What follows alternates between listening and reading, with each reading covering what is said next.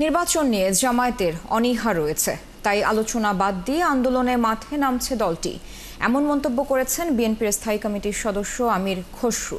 অন্যদিকে দলটির আরেক নেতা রুহুল কবির রিজভী মনে করেন জামায়াতের আন্দোলন উদ্দেশ্য প্রণোদিত।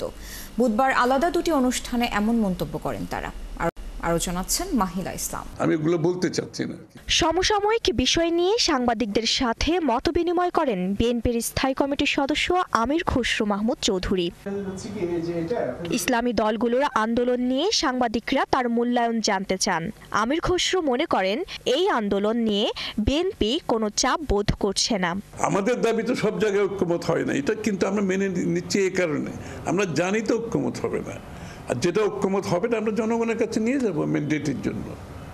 তাহলে সব দল যদি তাদের দাবির জন্য ঐক্যমতে না আসার কারণে কর্মসূচিতে নেমে যায়, তো বাংলাদেশের তো আগামী দিনের যে জন্য এত ত্যাগ স্বীকার করেছে বাংলাদেশের মানুষ, এত প্রাণ দিয়েছে। কালার এক্সপার্ট, জর্জ স্যাপ এবং মাইল্ড অন হ্যান্ডস টেকনোলজি সমৃদ্ধ অরিক্স ক্রিস্টাল ওয়াশ আপনার লন্ড্রি এক্সপার্ট।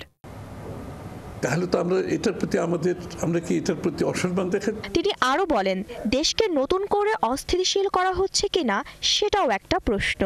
গণতান্ত্রিক মাঠ দখলের কথা বলছি, আর অগণতান্ত্রিক মাঠ দখল হচ্ছে সেটা তো আরেকটা বিষয়। এখন তারা যদি গণতান্ত্রিক মাঠ দখলের কথা তাদের মাথায় থাকে, তারা সোজাসুজি নির্বাচনে গিয়ে তাদের যে দাবিগুলো জনগণের ম্যান্ডেট নিয়ে পূরণ করতে হবে। আর অগণতান্ত্রিকভাবে মাঠ দখল করতে চাইলে সেটা তো আরেকটা বিষয়।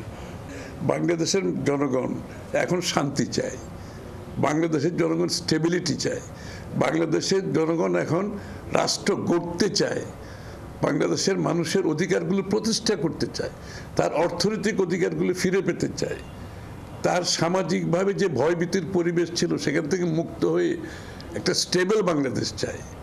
আর এই পথে যারা বাধাগ্রস্ত করবে তাদের রাজনৈতিক ভবিষ্যৎ তারা বুঝে নেবে।